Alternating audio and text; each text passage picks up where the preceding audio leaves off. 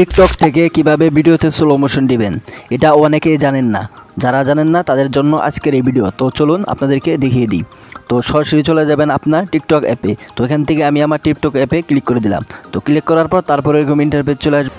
তারপর দেখতে পাচ্ছেন প্রোফাইল নামে যে একটি আইকন রয়েছে, সরাসরি আপনার প্রোফাইল আইকন একটি ক্লিক করে দিবেন।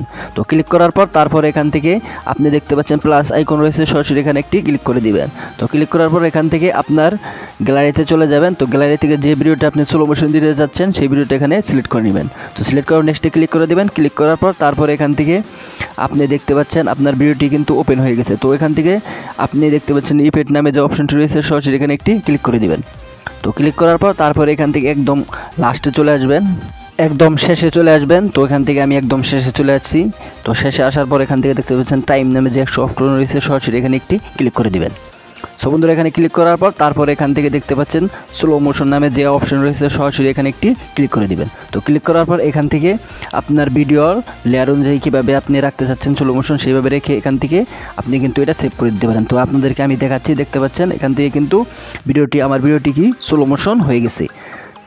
তো এইভাবে আপনারা কিন্তু এখান থেকে ভিডিওটি স্লো মোশন করে নিতে পারেন। তো স্লো মোশন ক্লিক করার পর তারপর সেভে ক্লিক করে দিবেন। তারপর এখান থেকে আপনি চাইলে ভিডিওটি কিন্তু পোস্ট করতে পারবেন। তো এখানে নেক্সটে ক্লিক করে দিয়ে আপনি ভিডিওটি পোস্ট করতে পারবেন।